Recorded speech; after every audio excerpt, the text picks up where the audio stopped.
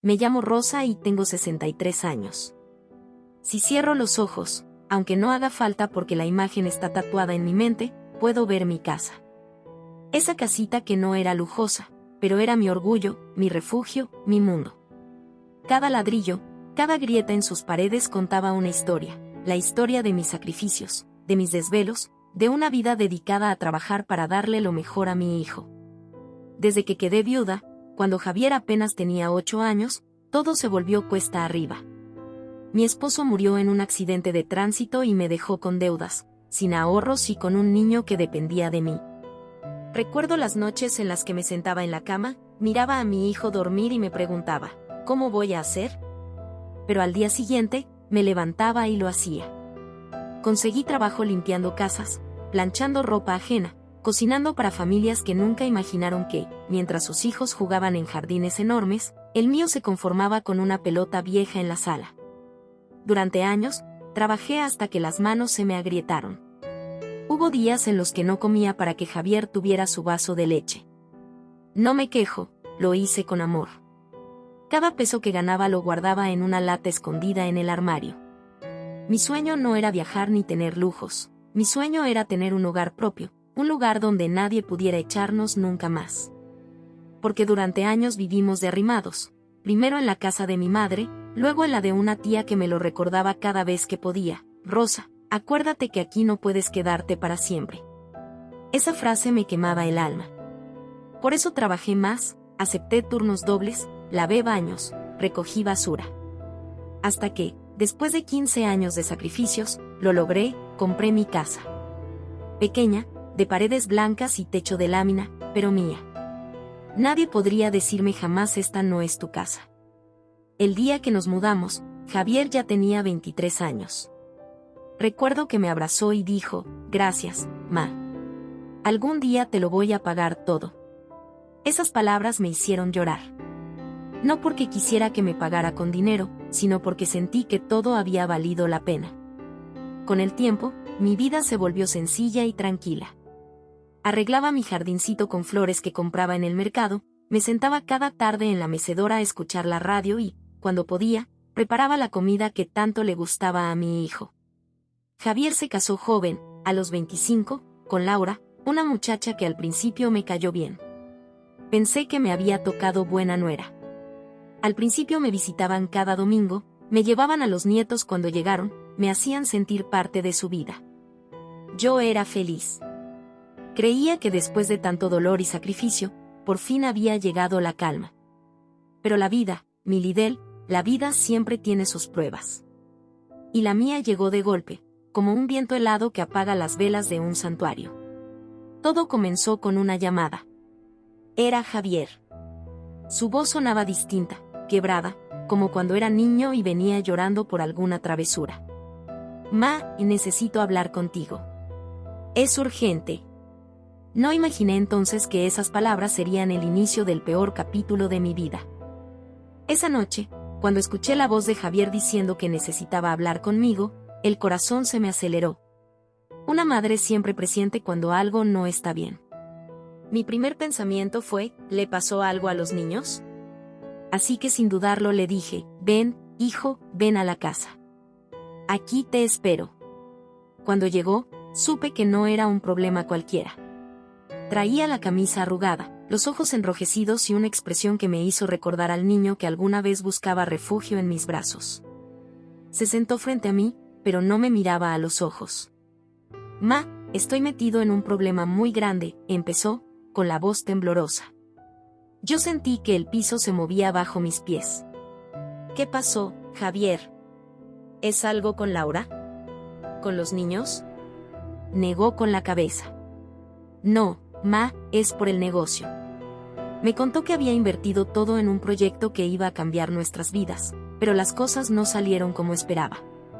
Ahora debía una cantidad que ni siquiera podía pronunciar sin atragantarse. El banco lo estaba presionando, y si no pagaba pronto, perdería todo y hasta podría ir a la cárcel. Ma, no sé qué hacer, dijo al borde del llanto. No quiero que mis hijos me vean tras las rejas. Mi corazón se hizo trizas. Ahí estaba mi hijo, mi muchacho, El mismo que juró cuidarme cuando yo fuera vieja, ahora temblando ante mí como cuando le tenía miedo a la oscuridad. Y como toda madre, mi primer instinto fue protegerlo. «Hijo, ¿de cuánto estamos hablando?», pregunté, con la voz temblorosa. Me dijo la cifra y sentí que el aire me faltaba. Era muchísimo dinero, más del que yo había tenido en toda mi vida. «No tengo esa cantidad, Javier», susurré. ¿Cómo podría ayudarte?». Entonces lo vi mirarme de una forma que me heló la sangre. Una mezcla de desesperación y esperanza. «Ma, tu casa». Sentí que el mundo se detenía. «¿Qué dices?». Logré pronunciar, como si las palabras no tuvieran sentido. «Podrías venderla. No sería para siempre. Solo mientras salgo de esto. Te lo juro, ma. Te lo juro por mis hijos. En cuanto todo se arregle, te compro otra, mejor que esta. Vas a estar bien». Me quedé en silencio, con las manos sudando, la mente hecha un torbellino. Esa casa no era solo paredes y techo.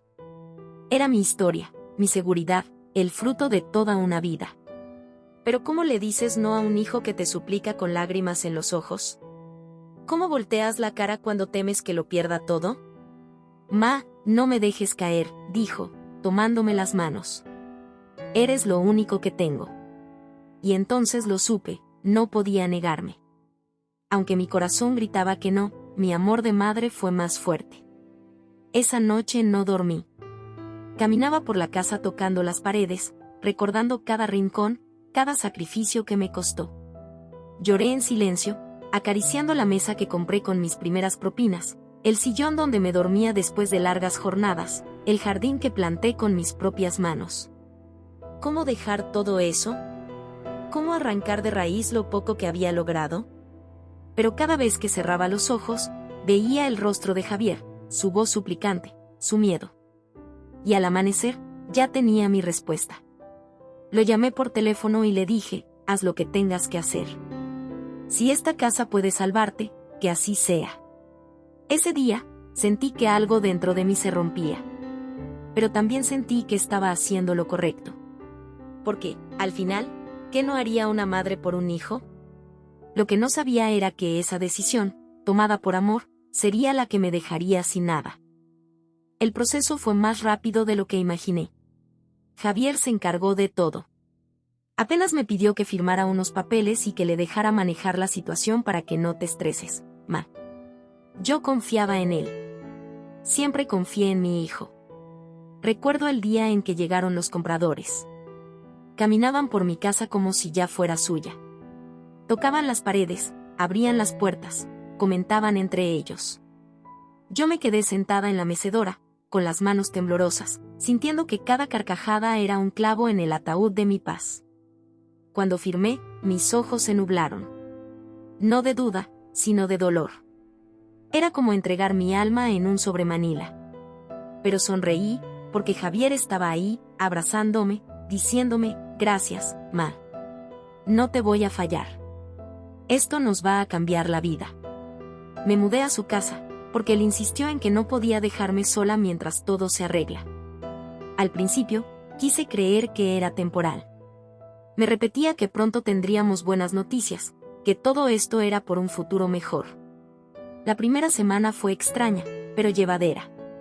Compartía cuarto con los niños, escuchaba sus risas y eso me hacía sentir acompañada. Laura, mi nuera, se mostraba amable, aunque no tan cálida como antes. Supuse que era normal, nadie quiere perder privacidad. Pero los días pasaron, y algo cambió. Javier empezó a llegar tarde, cansado, con olor a alcohol algunas veces. Cuando le preguntaba cómo iban las cosas, me respondía con evasivas: «Todo bien, ma. No te preocupes». Pero yo notaba la tensión en su voz, el brillo extraño en sus ojos. Una noche, mientras cenábamos, escuché a Laura decir algo que me heló: «No podemos seguir así, Javier. Esta casa es pequeña». «¿Qué quieres que haga?», respondió él, molesto. «Pues, no sé. Pero esto no fue lo que acordamos». Me quedé quieta, con el tenedor en la mano, fingiendo que no escuchaba. pero sentí la punzada en el pecho. Ya no era bienvenida. Los meses pasaron. Mi dinero se fue como agua entre los dedos. Cada vez que preguntaba cómo iba el negocio, Javier me decía que faltaba poco, que ya casi salimos. Yo le creí. Le creí porque era mi hijo. Porque, en mi mente, un hijo nunca traiciona. Pero lo peor aún estaba por venir. Una mañana, mientras ayudaba a doblar la ropa, escuché que mi nuera hablaba por teléfono en voz baja. Sí, ya casi. En cuanto terminemos con ella, todo será nuestro. Se me heló la sangre. ¿De quién hablaba? ¿De mí? Esa noche, me costó dormir. Algo dentro de mí gritaba que no todo estaba bien, que había cometido el error más grande de mi vida. Y, por primera vez, sentí miedo. Era un jueves. Lo recuerdo porque había preparado arroz con leche, como le gustaba a Javier cuando era niño. Me esforzaba en esos pequeños detalles, intentando no sentirme una carga. Pero esa tarde, algo estaba raro. Javier no me saludó con el mismo cariño. Tenía el ceño fruncido y los labios apretados. «Ma, tenemos que hablar», dijo, con esa voz que presagia tormenta.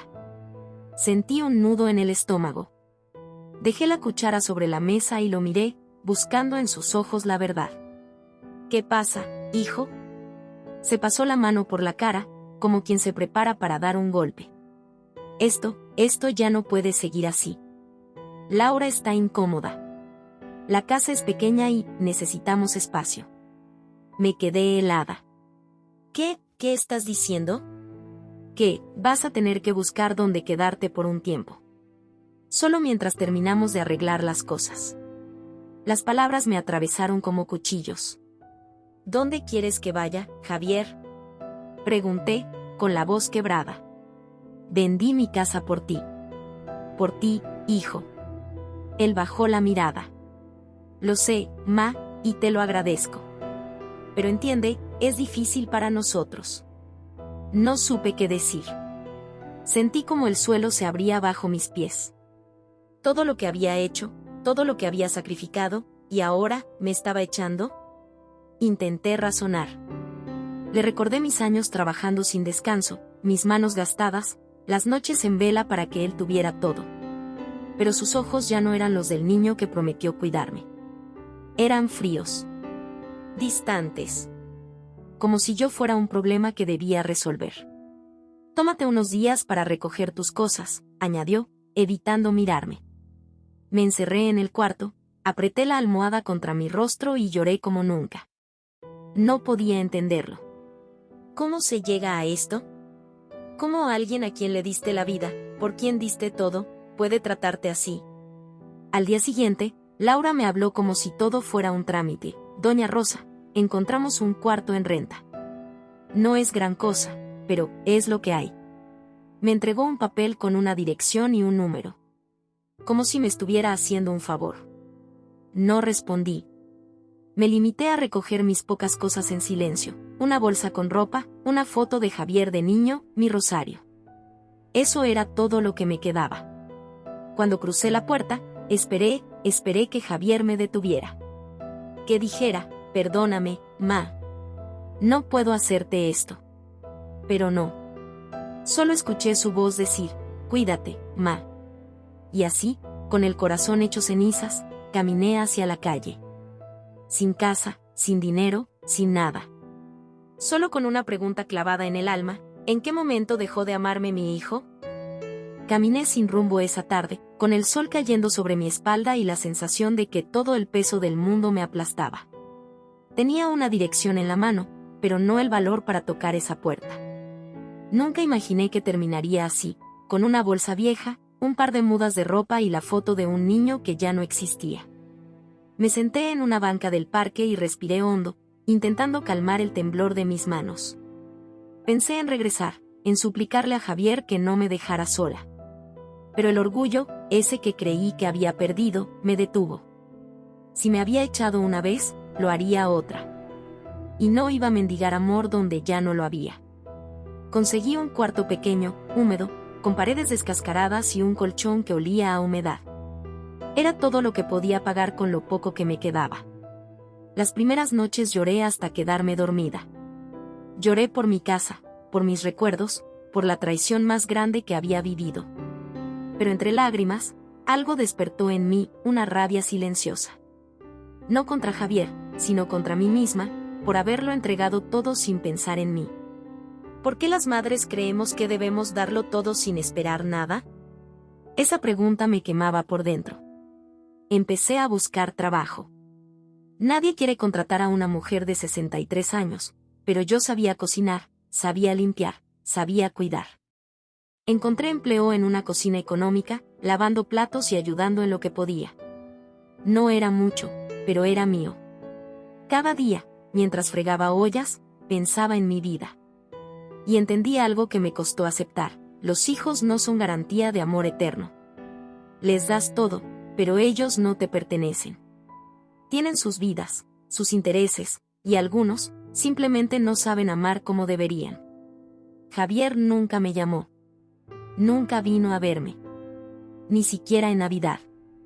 Y aunque al principio dolía como una herida abierta, poco a poco aprendí a vivir sin él. Aprendí que mi valor no depende de ser la mamá de alguien, sino de ser yo misma. Hoy, 3 años después, sigo en ese cuartito. Pero tengo paz. Paz porque, aunque me dejaron sin nada, me quedó lo más importante: mi dignidad. Si alguien escucha mi historia, quiero decirle esto: nunca entregues tu vida entera esperando gratitud. Ayuda, sí, ama con todo tu corazón, pero nunca te olvides de ti. Porque cuando todo se derrumba, la única persona que te sostiene eres tú misma. Y si me preguntas si me arrepiento, sí. Me arrepiento de no haber pensado en mí. Pero también agradezco que la vida me enseñara esta lección, aunque fuera de la forma más cruel. Porque hoy sé que, incluso cuando lo pierdes todo, siempre puedes volver a empezar. Sin casa. Sin dinero. Sin hijo. Pero con fuerza. Con orgullo. Y con la certeza de que nadie vuelve a pisotearme nunca más.